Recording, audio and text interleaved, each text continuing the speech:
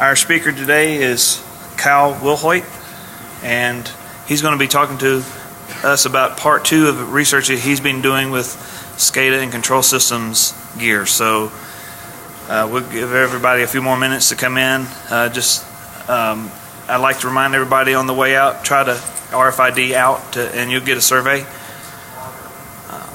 I appreciate it. Thanks for coming. Is the mic on? Okay.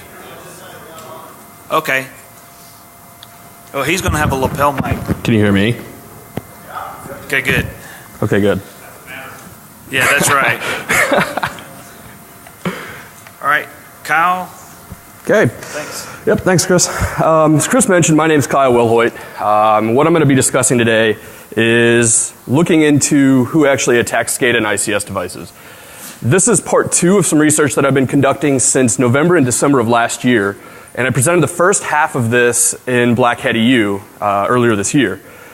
The difference is, if you weren't in that, you're still going to get all the same data, but additional data as well. So this is actually going much deeper into the architecture, into what I did, the attack methodologies, etc., and how I attributed the data to the attackers that were going after these honeypots. So this is more in depth. It is the second part, but keep in mind you don't necessarily have to know about the first presentation at Black Hat EU to really get the value from this. So a quick who am I? Again, I'm a threat researcher at Trend Micro. Do research and blogging on criminal underground, targeted malware-based espionage, exploits, vulnerabilities, all the traditional security stuff that everybody hears about. Look into malware reversing, detection, and again, ICS and SCADA security, obviously, that's why we're all here. Offensive exploitation, those types of things. So what's the presentation going to focus on? I think a lot of you probably know, but nonetheless, we're going to talk about, first of all, kind of an overview and concerns with ICS. That's for those of you that may not necessarily be in the ICS arena. But this is going to help kind of those individuals get introduced into the concepts and introduced into some of the basic concepts of ICS and SCADA. Also, we're going to look at who's attacking ICS devices, as well as the targeted attackers, looking into their methodologies, looking into some of the things that actually came up against the devices.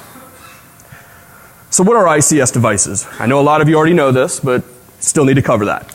They're used in virtually anything where production is created. So it's used in automobile manufacturing, energy, gas, water.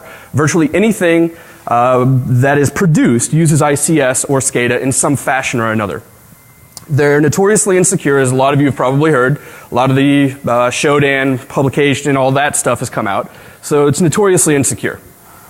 The software is sometimes embedded, sometimes not. Proprietary operating systems, all these things kind of revolve around the ICS arena. And again, it's typically proprietary. So the operating systems, etc., are typically proprietary to that manufacturer, to that device. It's going to be helpful to look at a glossary as well. I'm not going to go through all these terms, but it's good to know whenever I start to use some of these throughout the presentation what they are.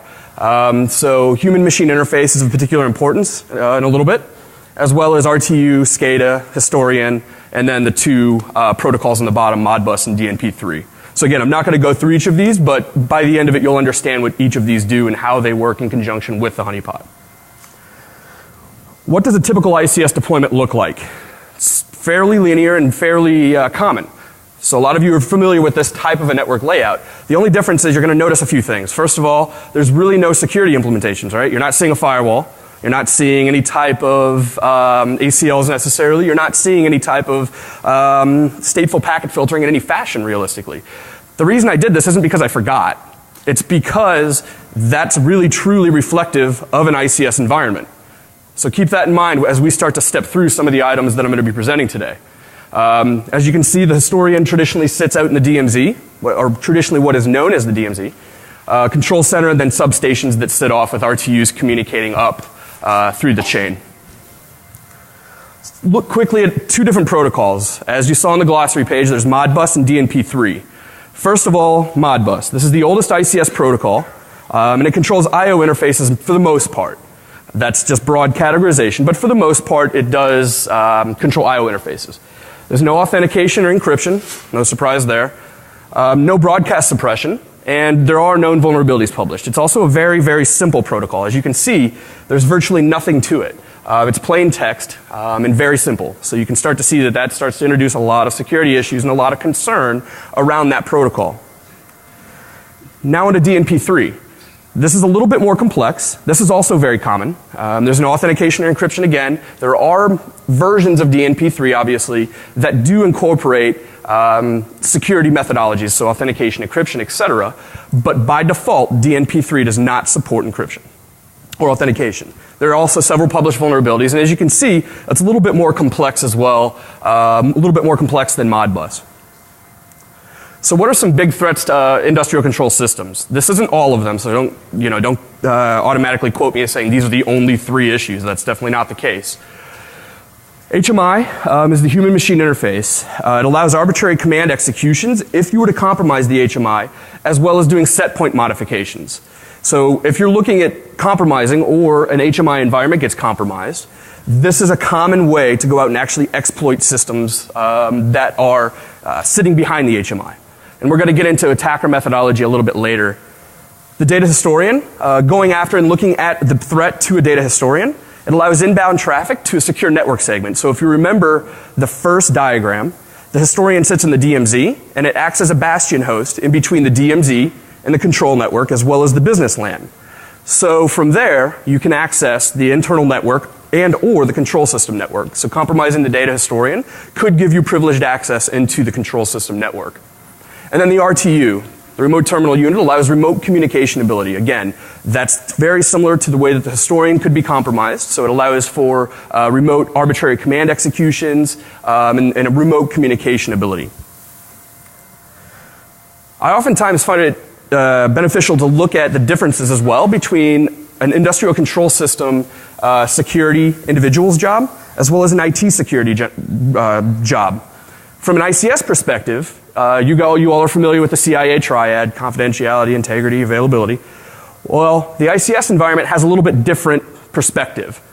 The first thing needs to be integrity, right? So you need to make sure that the correct commands are issued. If you're looking into an ICS environment, you have to understand that their primary focus, or an ICS environment's primary focus, is to continue operation. It's about money at that point. It's not necessarily about security. The second piece would be limiting interruptions. That's availability, right? So it's a little bit backwards from the traditional CIA triad. And then third is protect the data, confidentiality, right? From the IT side, it's pretty obvious. Protecting the data, correct commands are issued, and then limiting the interruptions for availability. So it's a little bit backwards, but it's important to understand from an ICS standpoint what that mentality is. It's much different from a traditional IT security practitioner standpoint. So if we want to talk about pure numbers, the first half of 2013, this was released about a month ago, there's been over 200 confirmed incidents. And if you look at the actual pie chart breakdown, the energy sector accounts for 53% of those incidents. That's an interesting statistic as we start to go forward and look into some of these vulnerabilities and what's going on in these. As we all have heard, SCADA is internet facing, nothing new there, right? Everybody's heard this, everybody understands that this is happening. Some of the common places that you're going to see SCADA being produced and pushed out to the internet are listed here. So using Google is a pretty common one. I used some Google Foo to pull up some metering information. That metering information is actually from San Francisco. So I mean, it's very easy to start to pull data from internet-facing SCADA devices that are traditionally insecure. Shodan, as everybody's heard, eRIP, Pastebin, and Twitter. The reason I list these is because these are the methodologies that I was using propagating out my systems and getting them advertised to the world. So now that we've kind of looked at ICS, SCADA, IT security, all those wonderful buzzwords in general, now I'm going to talk about a story. So there was a water pump controlling pressure and availability. This happened in a total of 8 countries, population of roughly 50 million. Multiple cities across each of these countries. So there's multiple cities in each of these countries across the globe. They're all internet facing. There's no security measures in place to speak of whatsoever. So this is the actual control units. This is everything that you can see, Modbus, everything. These are modified commands. They were attacked several times over a period of months. The attackers gained access. They exfiltrated data. And this data wasn't made public necessarily. This is not a story, actually. It happened, but the only difference is it happened in my basement. It also happened across the globe in a virtualized environment that I deployed to those 8 countries. We're going to step in now to look at the actual honeypots that I developed from a virtualized standpoint. This differs from the Black Hat EU talk that I did because I took the actual physical ICS device that I created, or ICS honeypot I made in my basement, I virtualized it, and then I deployed it worldwide on virtual instances across the globe. So in total, there were 12 total honeypots in 8 different countries, as I mentioned. China, Japan, Singapore, Australia, Brazil, the US, and one other that I don't remember the 8th one right now. It's been running since January 2013. This environment has been. It's a combination of NIC systems, Windows, and embedded system OSs as well. So I'm using a combination of all of these items, as well as open source SCADA devices and open source HMIs, etc. So I'm using a lot of open source tools as well. What does the attacker see? If they go out and they start to probe around and start to look, what do they see? It's fairly simplistic, right? From an internet's perspective, they go out and they see the external IP that's mimicking a control system, or otherwise known as, at that point, the HMI, human machine interface. And then behind that would sit the PLC. The way that the attackers would find these honeypots is probably a pretty common question that I've been getting. I've also been going out and I've been using Shodan, so a lot of times I'm seeing actual referrers come through and hit the IPs and hit the honeypots via Shodan. In addition, I've deployed it out on Pastebin as well. That's a pretty common propagation platform to be able to deploy out and put SCADA IPs. This is a water control, et cetera, et cetera. So I used Pastebin as well. That's fairly common. So what else do the attackers see? This is just a quick video of one of the particular honeypots. This was a testing honeypot that we developed. As you can start to go through, keep in mind that this is all insecure. This is a common type of ICS device that you're going to find on the internet. Again, keep in mind that whenever we were out and I showed you the actual Google search that I had done, this is a very similar mock-up to what would happen if you go into those metering devices. I didn't obviously go in and modify anything, but I did go in and access. At this point, if you enter in an actual standard default password, log in, this is the HMI, you can go in, and this is where you can start to do system commands, shutdown, all these different items. It's very simple for them to get in, and it's very simple to go out and actually start to Google what default username and credentials are for these systems. Unfortunately, this isn't necessarily, this isn't new. This isn't something that, oh, well, Kyle, you've deployed these systems, but you left everything default. Yeah, unfortunately, that's a majority of the world right now is doing this type of thing. So this isn't just, rare. So this is the new architecture. The idea behind showing you the actual entire architecture is twofold. In the Black Hat EU talk, legally, I couldn't at that point, primarily because of the actual beef module up top. For those of you that are familiar with beef, we're going to go into detail into that here shortly.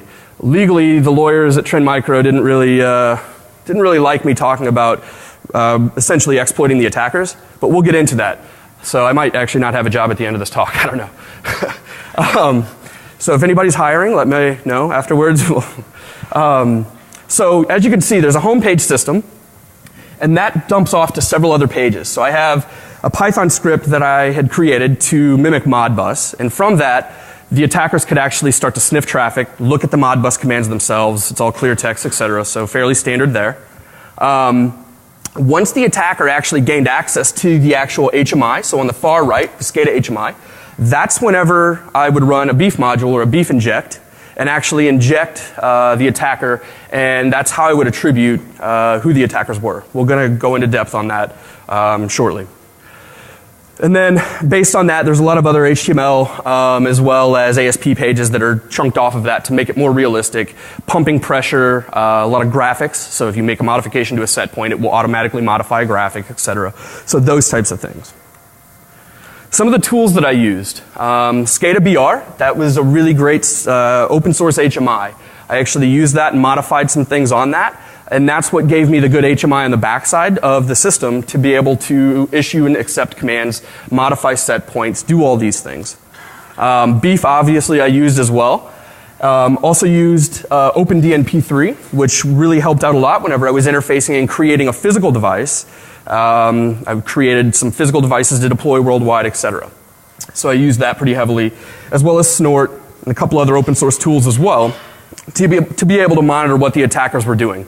So we're actually going to go into some of that as well. What were the vulnerabilities that I presented? These are fairly standard. Again, these are not new. These aren't anything that would be out of the ordinary on a traditional ICS/SCADA system. SNMP vulnerabilities, so read-write SNMP, standard stuff there. Packet sniffing, IP spoofing, all the traditional types of attacks you'd see. Specific ICS vendor vulnerabilities. The first iteration, or the physical device, I actually deployed Siemens Simatic S7200, and that's what I was using to actually mimic these devices as well. I virtualized it after that because I was running out of budget, and those devices you have to buy on eBay, and it's a big pain. So that's why I virtualized it, to be able to deploy it worldwide, and I don't have to really leave my basement. HMI server vulnerabilities. SCADA BR is great, but there are also some vulnerabilities with that software. So there are obviously some vulnerabilities there that aren't necessarily published, but they are there. Someone that has some web app pen testing skills would be able to easily go out, gain access, compromise that system. Authentication limitations, so that's pretty obvious as we saw in that demo. Just default username and password credentials, nothing new there, pretty standard. Limits of Modbus and DNP3 authentication encryption. Again, that's going back to the fact that these are in plain text. This is not encrypted, not authenticated. VxWorks vulnerability, and specifically for this, I was utilizing VxWorks for the FTP side. So I was utilizing a vulnerability in FTP that's easily attained. That information is easily gotten from the internet just by going out and Googling it. And then open access for certain ICS modifications, for fan speed, temperature, utilization of the ICS, etc. There were several instances that I left open pages, and I also tested instances that I left ICS/SCADA pages open and waited for those particular individuals to come in and see if they would modify those pages without even having to log into anything. We'll get into the attack statistics soon. So the next logical question would be, what is an attack, right? So I considered attacks only things that were targeted, first of all. And by targeted, I don't mean state-sponsored. I don't mean malware-based espionage. I don't mean those types of things. I mean targeted as in I was watching individuals perform reconnaissance on the devices and then going into not only footprinting but fingerprinting and doing all the traditional life cycle of attackers. That's what I considered an attack. I didn't consider automated scan attacks, etc., because that's really a waste of everyone's time, including my own. So I didn't include those. Only attempted modifications of the pumping system also. So anything that would compromise the operation of those particular honeypots is something that we were considering attacks as well. So anything that would be FTP, Telnet, Modbus, set point modifications, anything on that control system that could compromise the operation, I consider an attack. And only attempted modification via Modbus and DNP3. So if I was seeing protocol manipulation of any sort, I considered that an attack. Because that, at that point, shows that the attacker was gaining an understanding of the protocols and was going out and leveraging his skill set to be able to attack that honeypot. And then DOS and DDoS attacks will be considered depending on circumstances. Nothing of that sort ever happened, so that didn't come into play. But I wanted to consider that because DOS and DDoS in ICS SCADA environments can bring an entire system to its knees in virtually seconds. So I had to consider that as an attack depending on the circumstances. Again, there wasn't anything in that realm that was attacked, so keep that in mind. So what was the attack statistics? 74 total attacks across the globe that we were seeing. A large majority, as you can see, is from Russia, 58.1%. And again, I didn't just attribute this to IP. So for those of you that are like, oh, well, how does he know it's Russia? We're going to get into that. And I'll probably be without a job. So from a non-critical attack profile, right? Non-critical attacks are a bit different. And whenever I say non-critical attack, what I'm referring to is an attack that could compromise the future of the actual ICS device, the future operation of that device, meaning that if they could gain access to the system, they could be persistent in that system, but they may not have dropped that device at that time, or they may not have been exfiltrating data for that time. They may not be doing certain things. So they might just be resonant on the system, but not doing anything. And that's what I considered non-critical, quote unquote. There were 63 of those, and again, Russia at 67.2% kind of weighed in at first, and then you can start to see the breakdown after that. There wasn't a whole lot, but there were some interesting countries that showed up, Palestine being one. The interesting thing about Palestine actually is that I was monitoring an attack from the original honeypot that I deployed in my basement, and then I watched the same exact machine name. I tied it back to the actual host name, not the same IP, but in the same /24 network, that actually was then attacking honeypots elsewhere in the world. So it was interesting to be able to watch. They were not only looking into those specific type of vulnerabilities and ICS vulnerabilities, I could watch them hit different honeypots across the planet. So that was an interesting statistic that I was monitoring from a couple different actors, and Palestine was one of those. So now, from a critical attack standpoint, there was 11, with China actually weighing in at 1. And we're going to get into the Chinese attacks shortly, but that's the primary grouping of the critical attack. And again, Palestine was the interesting one, as well as in China. So I said that I wasn't really tracking automated attacks, but I was keeping statistics for those attacks, primarily because I want to understand just kind of what traffic you're seeing, what you're looking at, etc. So in all, over 5 months, there was roughly 32,000 automated attacks. That doesn't seem like a lot, especially for external-facing ICS devices with IPs. And to be honest, I can't necessarily say why there wasn't more. I can just say that that's the number that I pulled. There was over 1,200 unique IPs that performed a majority of these attacks. There were obviously one-offs that had performed a single scan, port scans, those types of things. I didn't count port scans into this. Otherwise, it'd be, I don't even know how many. Probably in the hundreds of thousands, millions.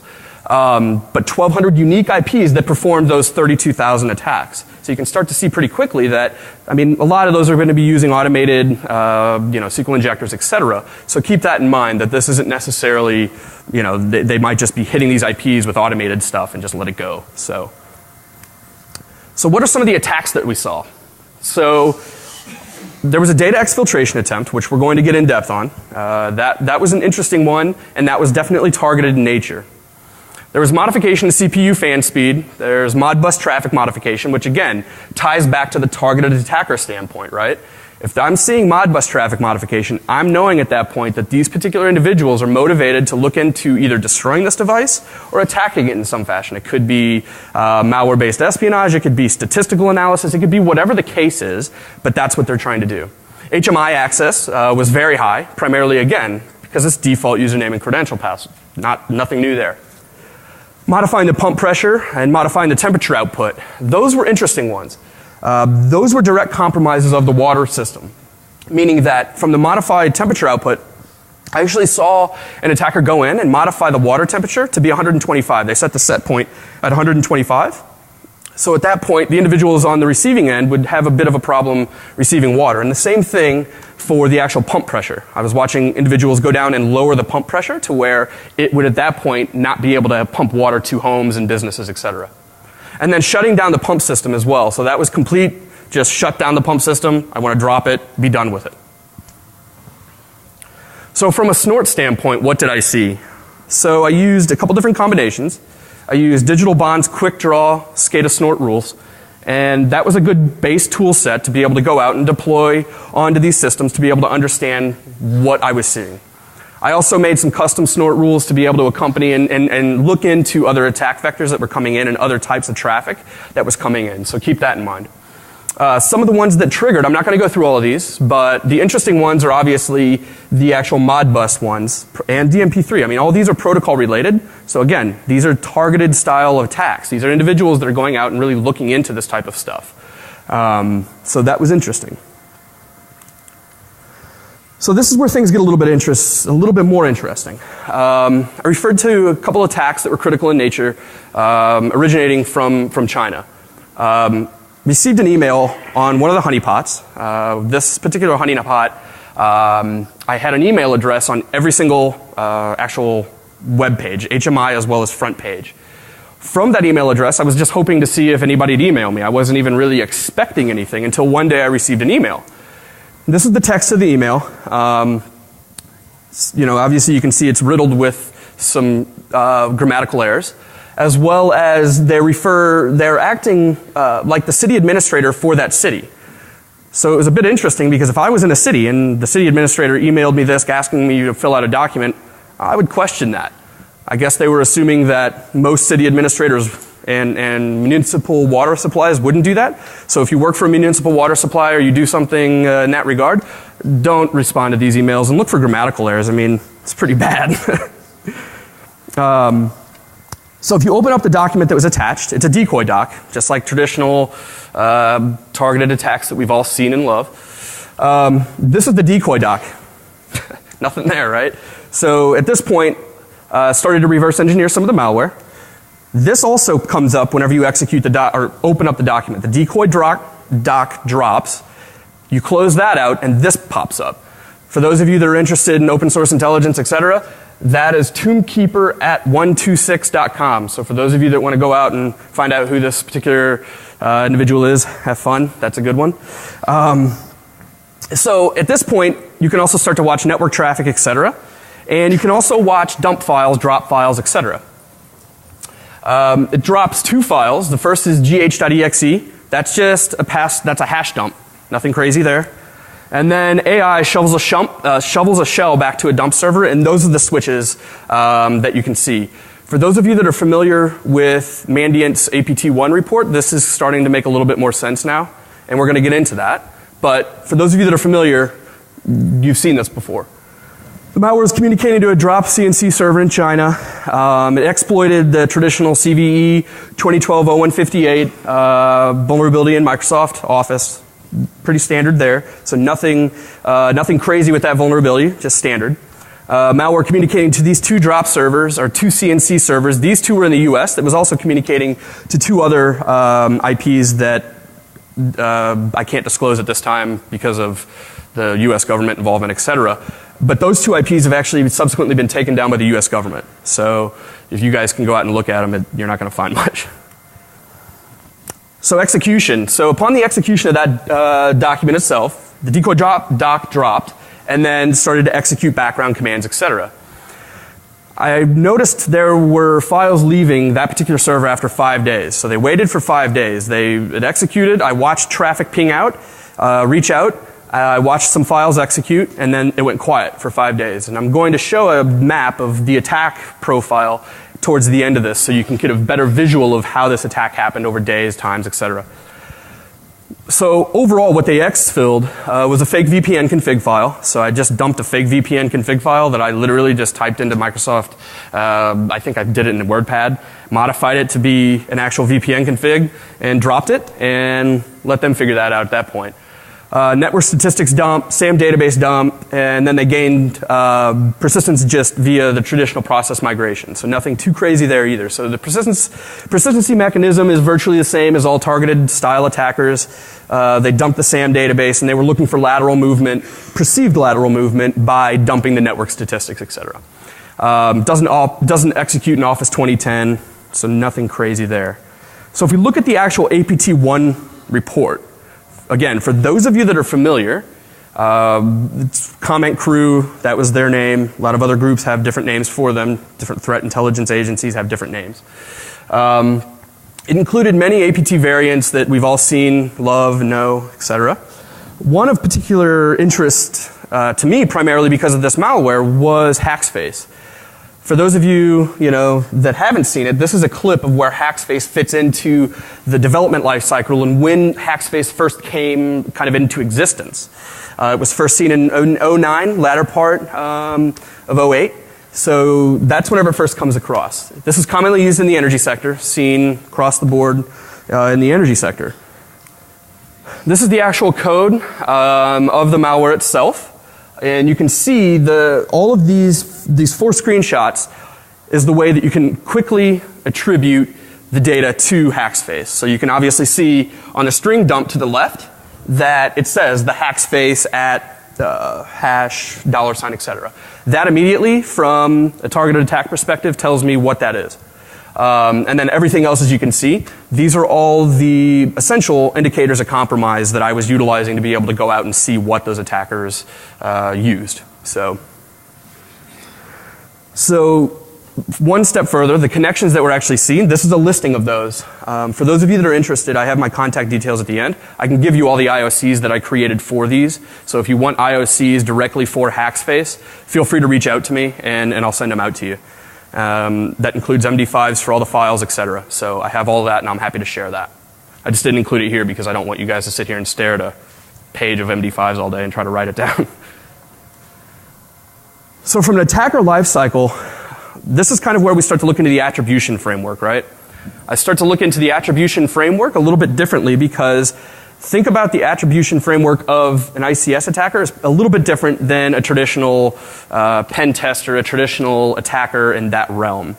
What I mean is they still perform a lot of the same steps, so a lot of this isn't going to be necessarily new to you, but what they perform in those particular steps is a bit different. So if we look at the reconnaissance stage, at that point they're doing all the traditional type of reconnaissance, open source intelligence, Maltego runs, Maltego transforms, Google searches, all those traditional things, so nothing too new there.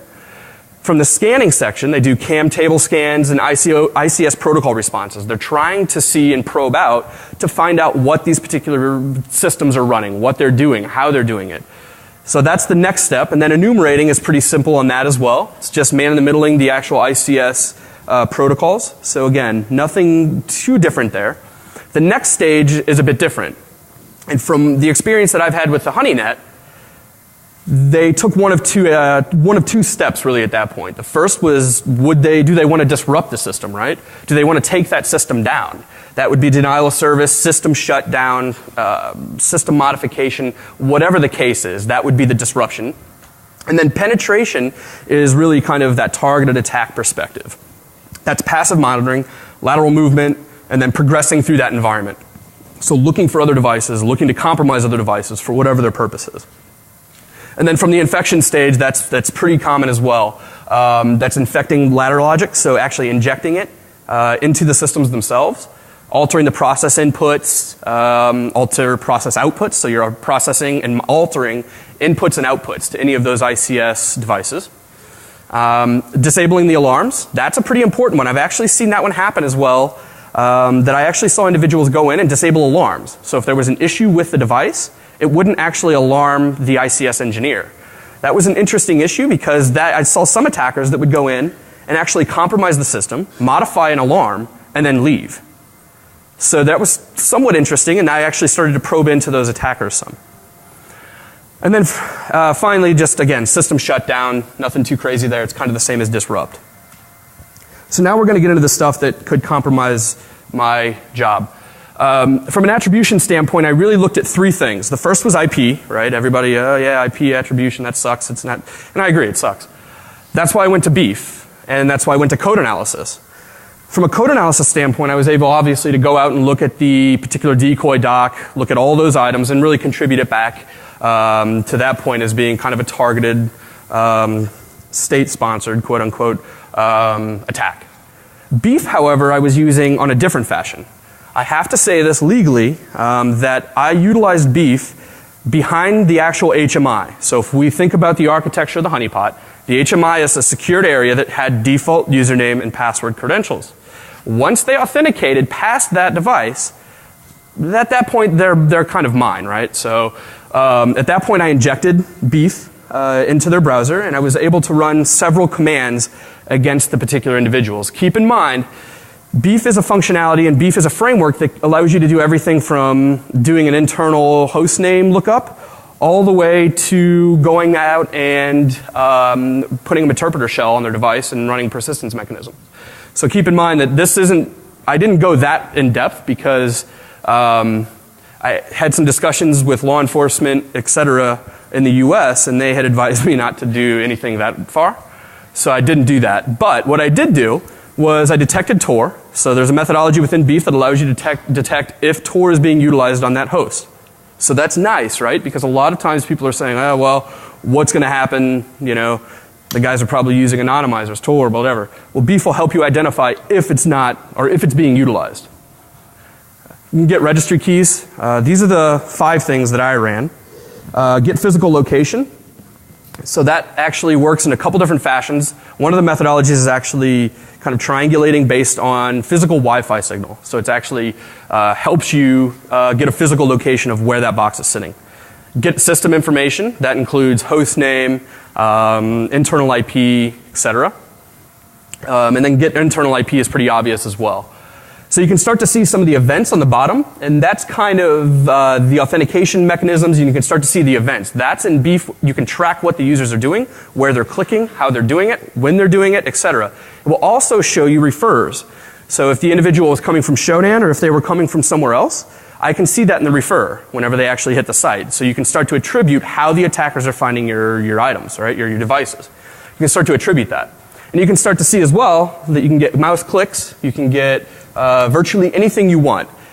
If you run a script, I actually ran a script on this that when the attacker actually gained access, it would automatically inject them without any interaction from me.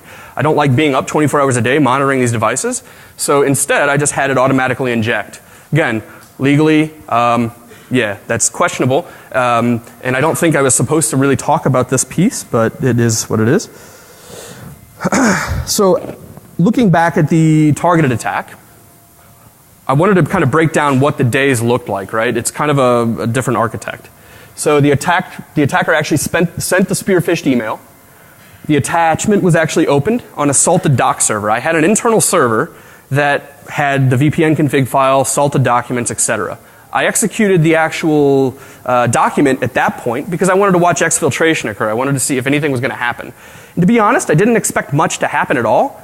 This was way beyond anything that I had expected to occur. So whenever I had opened the attachment, started to run obvious, Wireshark captures, TCP dump, etc. And that's whenever I started to see that a backdoor was shoveled. And then process migration for persistency is step 4. And then days 5 through 17, as I mentioned, this is whenever you're actually looking at when the attacker connected back in, and then the data exfiltration piece. Why there was a 5-day waiting period, I can't say at this point. I don't know. But what I can say is they connected back into 2100 Central Standard Time, and then they started to do data exfiltration directly thereafter. They did that for a period of about 30 minutes, a little bit more, and then they were gone after that. They dumped out again what I said earlier, config files, etc., and then they were gone, didn't come back. So from an attacker profile perspective, this is kind of lumping everything together and looking into the actual attacks themselves, right? So most of the attacks appeared to be non-targeted. That was, again, from the statistics earlier that I showed. The confirmed work, and I put comment crew in quotes because everybody has different names for that particular group, on one occasion. Many attackers were opportunists, and whenever I say that, I mean, I noticed a lot of individuals that would be just port scanning /24, an external network. They come across an interesting box that has port 502 listening, and at that point, they probably went out and Googled and said, well, what is port 502? Oh, it's Modbus. Oh, that's an ICS system. Oh, I've read a lot about that on Dark Reading. I've heard a lot of stuff about ICS boxes being compromised all the time, so let's go out and start poking at it.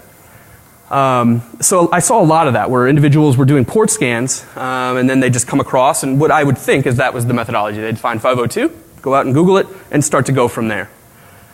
And there was an uptick in crimeware, and whenever I say that, I'm referring to A, the attacks that were based in Russia, quote unquote, and then secondly, the amount of malware that was actually being dropped on the boxes from an automated standpoint. There was a lot of malware that I was watching dropped, and they weren't anything new. It's just a lot of the same type of stuff that you see every day.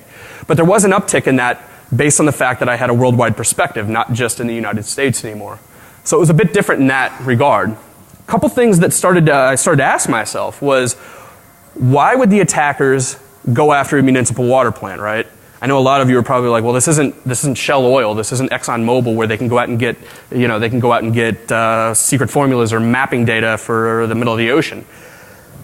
And I can't honestly accurately say why the attackers would want to do this. That's why I say that there's a lot of opportunists. The people that were going out, shutting down these systems and modifying things, that was to my best bet, what I would think to be just an opportunist that wanted to shut stuff down, or some script kiddie in his mom's basement that just wants to mess stuff up. And that's kind of what I was thinking. But I also get the question, well, if these systems get dropped, right, in the way you say they do, they got shut down, they got water pressure changed, etc., does this happen in the real world, right? Does this actually go on? Does this happen? The interesting statistic about that is, or to think about it in a different way, I don't think anybody really knows. I mean, ICS engineers are a very smart group of individuals, but their primary focus is not on security. Their primary focus is on ensuring that those devices stay up. So if there was an actual security incident against an ICS device, if a device dropped, if a device changed water pressure, if something happened, set points got modified, Their primary goal and objective is that at that point is to get the system operational. It's not to worry about doing investigation on was there an event, was there a security incident. Their primary objective is to say, I don't give a damn about that, and I want to get the device back online so I can continue to mine coal, or I can continue to get water, or do whatever. So I think that some of these things are occurring. With what consistency, et cetera, I obviously can't say. But what I can say is that they're probably occurring, but in what way, I can't say. So finally, for some recommendations. So my Black Hat EU talk, there were some recommendations that I made there, and some of these are a bit different. So if you want a full list of recommendations, you can contact me and I'll send you the full list.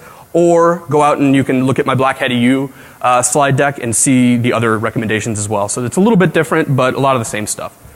So the first is disable internet access to your trusted resources, right? I mean, a lot of this would be prevented if you disabled access to the trusted resources. A lot of these attacks in this talk, I wouldn't be standing here if I didn't have access to the internet with those devices.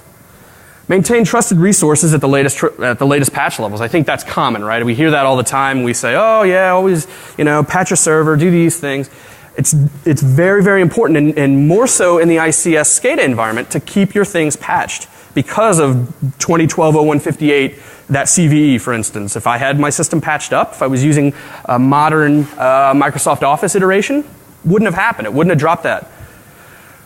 And then make sure you're diligent monitoring when those patches and fixes are released, right? Everybody says, okay, yeah, we're just going to deploy out new patches when they come out. Here's our life cycle, et cetera. But monitor those things, especially on the ICS world. I'm a big fan of two-factor authentication in whatever fashion or whatever iteration you decide to choose. That's not what the talk is about. What the talk is about is just saying, use two-factor authentication. It's not hard to implement. It can be costly, et cetera. But it's very important, especially on trusted resources, to utilize two-factor authentication at all, everywhere if you can. Control contractor access. I've actually seen a lot of compromises in ICS environments occur because of contractors. It's not the ICS engineer's fault. It's they have a contractor that comes in, they hook in their laptop to the ICS environment, they're going to do some updates on a Siemens device, and then their box is compromised, and guess what? Now you have malware running in the ICS environment that you can no longer control. So control contractor access at all costs. That's very important. Use network segmentation. This is important as well, right? As we saw in the first diagram, ICS devices are traditionally segmented out from DMZ, et cetera. Ensure that you're utilizing that network segmentation methodology, and also put in security constraints in between those environments. Have firewalls, have ACLs in place, have those items in place that don't allow certain traffic in between those zones. Utilize just traditional security methodology. It's not hard to just throw in some cheap firewalls. Don't allow ICS protocols across corporate networks, right? Or other non-secured, non-controlled networks. Whenever I say don't allow ICS protocols, it kind of goes back to the segmentation piece, right?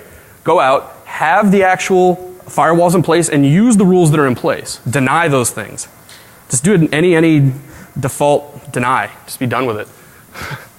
Implement a USB external media lockdown. This is a big thing as well. I've seen a lot of USB infections happen in those control networks, again, because a contractor comes in, and yeah, you don't allow them to plug their laptop into your network, but you'll allow them to have a USB drive. Okay, great. That USB drive has malware. They're going to plug it into your machine on the control network, and then you're owned. So keep that in mind. Use proactive protection. There's a lot of communities and a lot of people that go out and they say, don't use IPS, IDS in ICS environments because it has the opportunity to drop those devices, to break the boxes, et cetera. I, on the other hand, think that you should take a proactive approach and start to look into utilizing those technologies. Use IDS. Don't proactively block necessarily, but use IDS to get a visualization into what's going on in that network.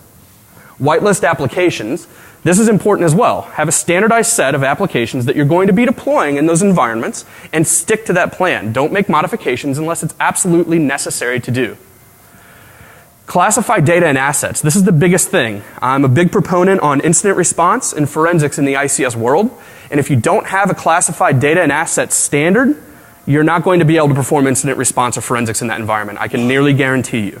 Primarily because if you have a list of data, or you have a list of machines rather, and you know what the criticality of those machines are, and you have that classified, you know how critical it is to go out and do incident response on those devices if something happens. So that's primarily for an incident response / forensic standpoint. follow a standard. I'm not a huge standard fan, but in this case, it is good to follow some sort of a standard, whatever it is. If it's NIST, whatever the case is, use something. Not necessarily not PCI where you have to go down the checklist, but have it as a foundation, implement some of the protocol things there, etc. Use it as kind of a good foundation. Red team often. I know a lot of guys are getting heartburn out here hearing that piece, but I think it's important. You have to understand, just like a normal corporate network, you have to red team and blue team. The same thing applies, in my opinion, in the ICS world. Have a lab, for instance. Take all the devices that you have, deploy them into a lab, and then do red teaming in that. And if you find a vulnerability that you're exploiting, just fix it in the production environment. So have a lab set up for that if you need to.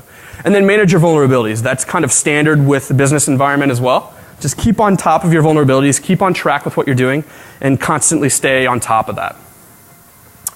So with that, that's all I have. I have my email address, my work email address, and my Twitter name. Feel free, again, to reach out to me directly if you want any of the lists of indicators of compromise, MD5s, anything like that. Feel free to ask questions before, after, now, whenever you guys like. And thank you.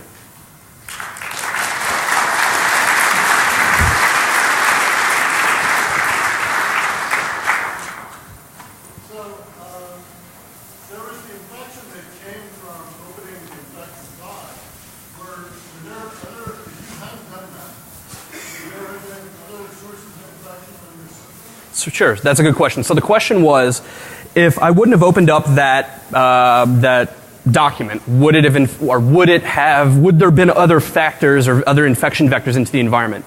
The short answer into the internal network is no. No, it wouldn't have. What the other vulnerabilities or what would have been compromised is realistically the operation of those devices. So the only real targeted attack that revolved around espionage or targeted style of attack was utilizing that traditional CVE 2012-0158. However, the other attacks that were present, the other vulnerabilities, etc., I wasn't really seeing anything that would have really compromised the system on the inside. They were primarily bringing the box down, modifying set points, very simple stuff. And that's why a lot of those attacks, as I kind of mentioned, were opportunist type of attacks. Because they weren't really like creating CVE 2012-0158 docs and sending them to me. They drive by, do a Google search for default username passwords, log in, start breaking stuff. So, does that answer your question? Okay, cool. Yeah.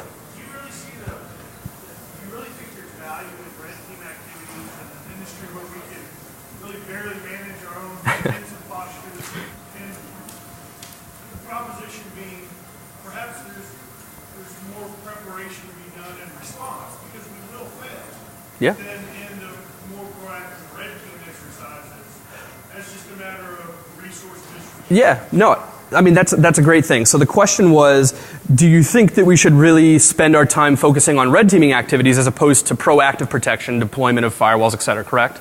Well, more to the preparing response capabilities. Oh, okay, sure. Gotcha. Okay. Yeah. That's a great point. So I just recently spoke down in Texas at the SANS Digital Forensic Conference on ICS incident response and forensics, because I think that's just as important. From a utilization of resource standpoint, I mean, it obviously comes down to budgetary constraints, et cetera, but I think you're exactly right. I probably should have included that blue teaming or incident response / forensics really needs to be approached probably before the red teaming piece. I included that in the Black Hat Europe one. I probably should have put that here for context, but that's a great point. You really need to introduce incident response and forensics into ICS so you understand what attacks are happening in your environment. So that's a great point. Have you considered modifying your system to incorporate multiple data points to sort out the opportunists from the ones that truly understand the system, such as pressure before, pressure after, and a valve that says Yep. open close? Because ICS engineers often dispute saying you can monkey with one of my data points, however, I've got 2 or 3 others to verify whether it's true or whether it's false or whether it's simply failed. That's a great question, and honestly, that is hopefully the third iteration that will either be at RSA or Black Hat EU of next year. That's actually what I'm working on now. That's becoming a bit more of a challenge because there's a lot more implementation. I mean, what I created wasn't It's complex, but from an ICS operator standpoint, a true ICS engineer would get in and be like, okay, yeah, you know, nothing, it wouldn't be anything too crazy, I guess you'd say. But from that standpoint, it's a lot of intense work, and that's what hopefully the third stage is, as well as rolling it into a more of a production environment. But that's a great point. Sure. Yes. My question is, are there certain industries that are more vulnerable than others? Because I looked at some of the network topology diagrams. Yep. And I'm a compliance auditor, and I've never seen a substation that doesn't have access to this. Okay, good. Good. Yeah. So from my standpoint, I can say from two industries that I've been directly involved with. The first would be electricity generation. That's the first one I've been directly involved with. And the second would be coal mining as well. I know from the coal mining industry, it's sad. It's atrocious, to be honest. There's virtually no control, and if there's anybody that's working for a coal company, I apologize. If there's a security person at a coal company, I apologize. And your company might be different. However, the ones that I've been exposed to have been very insecure and have been lacking ACLs, ACLs, have been lacking firewalls, have been lacking those things.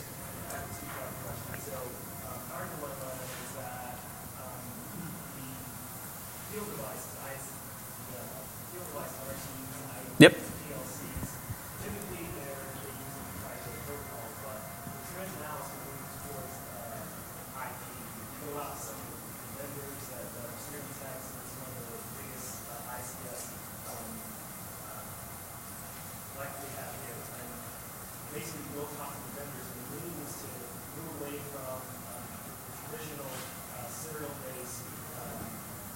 Mm-hmm. It's cheaper. Yep.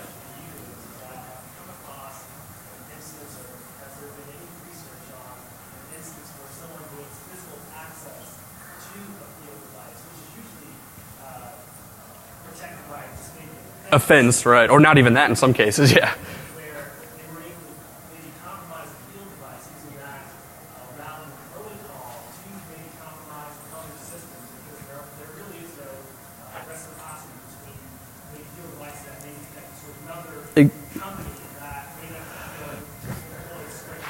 Yeah, I can say I haven't seen any research in that area. That sounds like a really good area for opportunity for doing research, primarily because, again, as you said, that's an area that is obviously very insecure. And I mean, I've been to several areas that have literally nothing. It's a box with an RT, with literally a field device there in a box. That's it. There's nothing. You could walk up to it if you just were walking somewhere, and you could come up to it and just pop the top off and have access. So I don't know. I haven't seen any research on that, but that's a really good point. Thanks. Mm-hmm. So I wanted to ask about protocol attacks. You mentioned that Mm-hmm. a couple occurred, and it's a two-part question. One, those protocol attacks were liable simply because you left the port open, or did they actually get in and then begin going after? That's a good. Yeah.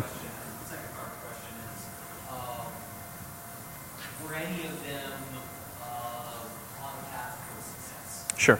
So to the first part, the question was Modbus, for instance, was it externally facing and open, or did they have to gain access and compromise it? I tried it both ways, and it was successful both ways, meaning the first iteration that I had of the HoneyNet or honeypot had Modbus externally facing with no filtering in place whatsoever. So if you did a port scan, you'd see Modbus sitting there, right? So that was the first iteration. Then I changed it because I wanted to see, obviously what effect it would have if I changed it. Obviously the number went down dramatically of the amount of man-in-the-middle attacks, the amount of spoof, etc. But they were still being present by compromising the internal operation. So if they were able to compromise the actual HMI, and it was communicating in the background as well via Modbus, then they could also go there and also start to do man-in-the-middle at that point. But that was much less than obviously going out and seeing it on the external side. And that's why I had mentioned that a lot of it was opportunists. Because they'd drive by, they'd see 502 open, and they would see that it wasn't filtered. And they'd say, oh, well, that's interesting. And then they'd go out and start to do, looking into that protocol and looking at attacking it. So it's a good question. All right. Well, thanks again. Feel free to reach out to me if you need any information. Thanks. Sometimes not. Proprietary operating systems, all these things kind of revolve around the ICS arena.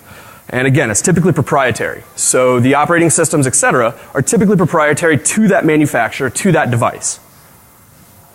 It's going to be helpful to look at a glossary as well. I'm not going to go through all these terms, but it's good to know whenever I start to use some of these throughout the presentation what they are. So human-machine interface is of particular importance in a little bit, as well as RTU, SCADA, Historian, and then the two protocols on the bottom, Modbus and DNP3. So again, I'm not going to go through each of these, but by the end of it, you'll understand what each of these do and how they work in conjunction with the honeypot. What does a typical ICS deployment look like? It's fairly linear and fairly common. So a lot of you are familiar with this type of a network layout. The only difference is you're going to notice a few things. First of all, there's really no security implementations, right? You're not seeing a firewall. You're not seeing any type of ACLs necessarily. You're not seeing any type of stateful packet filtering in any fashion, realistically. The reason I did this isn't because I forgot. It's because that's really truly reflective of an ICS environment. So keep that in mind as we start to step through some of the items that I'm going to be presenting today. As you can see, the Historian traditionally sits out in the DMZ, or traditionally what is known as the DMZ. Control center and then substations that sit off with RTUs communicating up through the chain. Look quickly at two different protocols. As you saw in the glossary, really get the value from this. So a quick who am I? Again, I'm a threat researcher at Trend Micro. Do research and blogging on criminal underground, targeted malware-based espionage, exploits, vulnerabilities, all the traditional security stuff that everybody hears about. Look into malware reversing, detection, and again, ICS and SCADA security, obviously, that's why we're all here. Offensive exploitation, those types of things. So what's the presentation going to focus on? I think a lot of you probably know, but nonetheless, we're going to talk about, first of all, kind of an overview and concerns with ICS. That's for those of you that may not necessarily be in the ICS arena. But this is going to help kind of those individuals get introduced into the concepts and introduced into some of the basic concepts of ICS and SCADA. Also, we're going to look at who's attacking ICS devices, as well as the targeted attackers, looking into their methodologies, looking into some of the things that actually came up against the devices. So what are ICS devices? I know a lot of you already know this, but still need to cover that.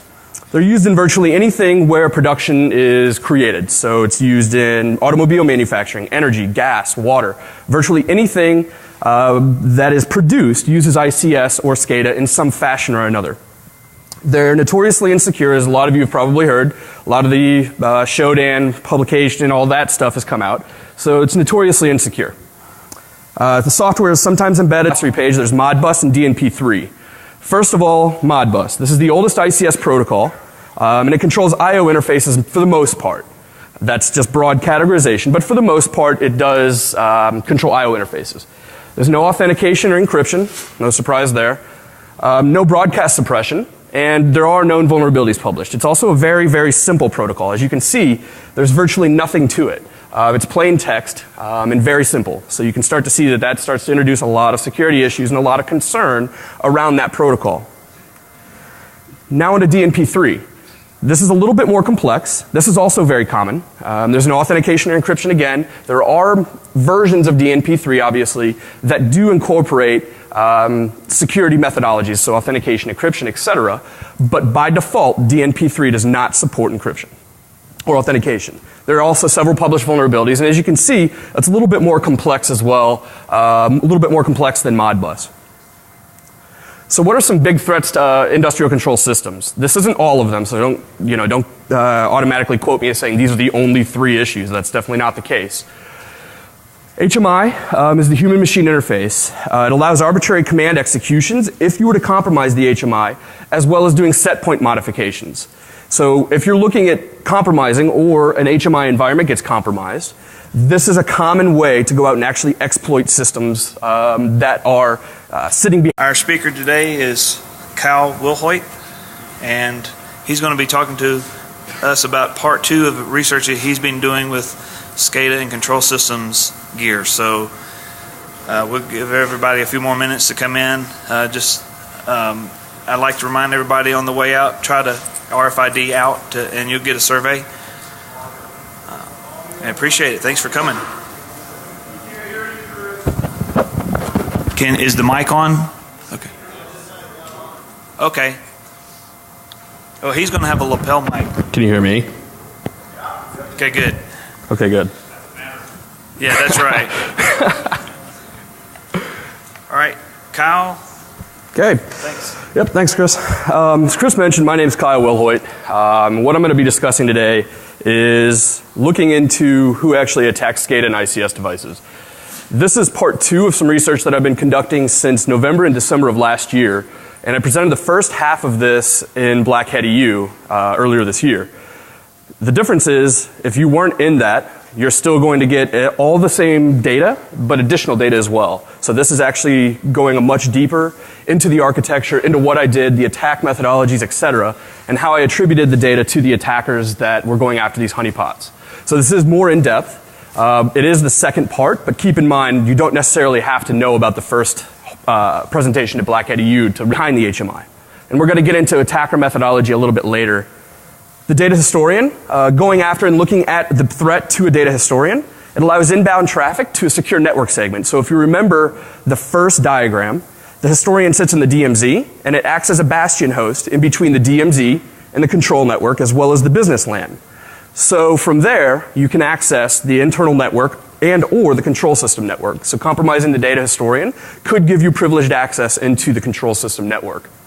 And then the RTU, the remote terminal unit, allows remote communication ability. Again, that's very similar to the way that the historian could be compromised. So it allows for remote arbitrary command executions and a remote communication ability. I oftentimes find it beneficial to look at the differences as well between an industrial control system security individual's job as well as an IT security job.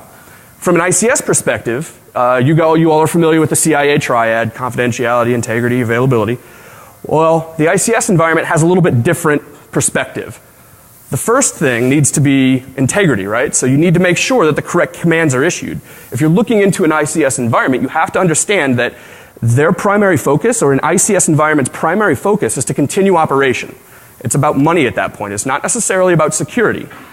The second piece would be limiting interruptions. That's availability, right? So it's a little bit backwards from the traditional CIA triad.